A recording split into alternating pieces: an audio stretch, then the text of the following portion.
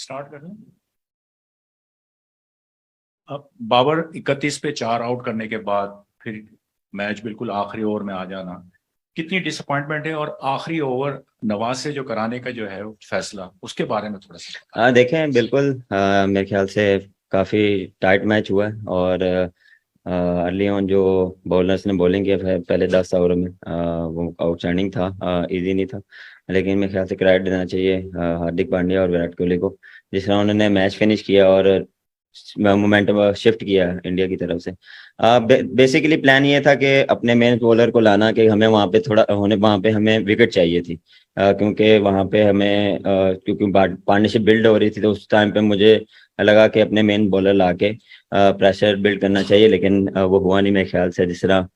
मेरे ख्याल से जिस तरह विराट कोहली खेला और जो उसने क्लास शो करवाई, क्लास तो है लेकिन उसने और मजीद अपनी क्लास शो करवाई है। लेकिन मेरे ख्याल से नवाज ने भी देखें क्लोज मैच गया है, और मेरे ख्याल से लोगों ने काफी एंजॉय किया होगा।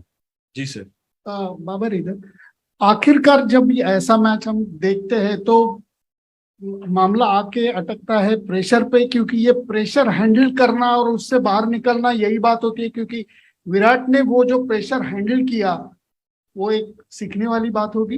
डेफिनेटली देखें पाकिस्तान इंडिया का हमेशा मैच जब होता है तो एक्स्ट्रा प्रेशर होता है, और उसको आपने जितना ओवरकम कर सकते हैं आप करें। और देखें इसलिए वो बड़ा प्लेयर है, और उसने अपने आप पे अर्ली ऑन प्रेशर था लेकिन उसने ओवरकम किया, और जिस तरह उसने बारी को अपनी बिल्ड किया है और पार्टनरशिप बिल्ड किया है, मेरे ख्याल से मैच चेंज ही वहां से हुआ था।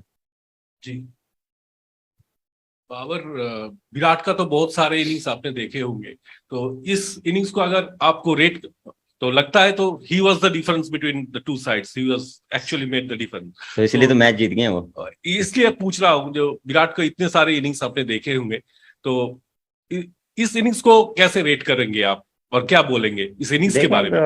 काफी कुछ देखें स्ट्रगल कर रहे थे मेरे ख्याल से, जिस तरह वो कम बैक आए और इतनी बड़ी इनिंग्स लगाने से उनका कॉन्फिडेंस काफी बड़ा होगा। और जब भी आप ऐसे मैचेस जिताते हैं तो आपको इंडिविजुअल भी काफी कॉन्फिडेंस मिलता है, और आपका जो मेंटल लेवल है ज़रा ऊपर जाता है।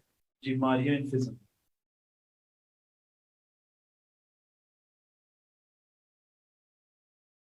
बाबर, पहला मैच आप अनफॉर्चुनेटली पाकिस्तान हार गया। पूरे वर्ल्ड कप आगे मैचेस के लिए आप कितने ज्यादा पाकिस्तान टीम होगी?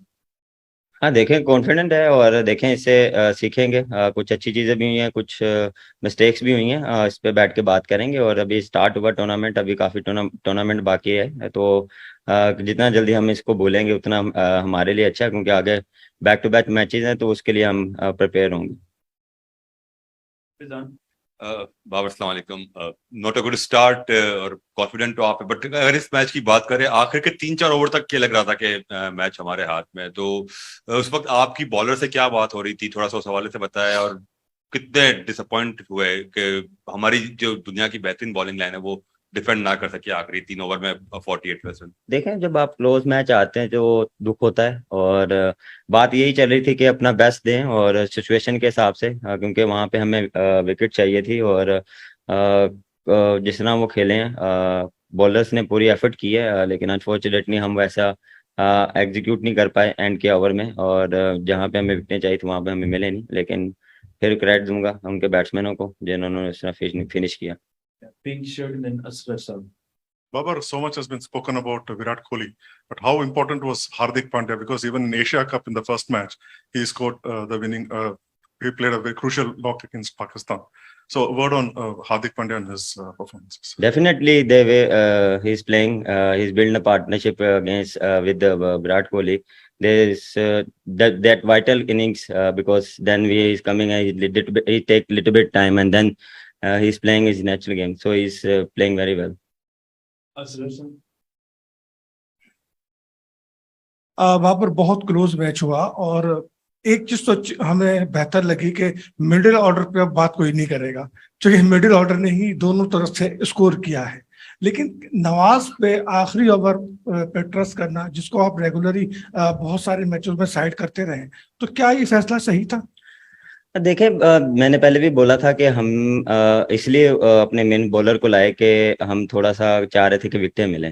वो अनफॉर्चुनेटली मिले नहीं, लेकिन इन दी एंड जो लास्ट ओवर भी देख लें, टाइट आखिरी ओवर आखिरी बॉल पे गया, और मेरे ख्याल से उसको भी क्रेडिट देना चाहिए कि इतना प्रेशर और इतना हाई इंटेंसिटी वाला जो उसने ओवर किया इजी नहीं होता, और एज अ प्लेयर आप पे बहुत प्रेशर आता है। तो जितना उसने किया मेरे ख्याल से मिस्टेक होती है, लेकिन उससे जितना इससे उसको सीखने को काफी कुछ मिलेगा, क्योंकि ऐसी सिचुएशन में जब भी वो आएगा वो उससे बेहतर करने की कोशिश करेगा।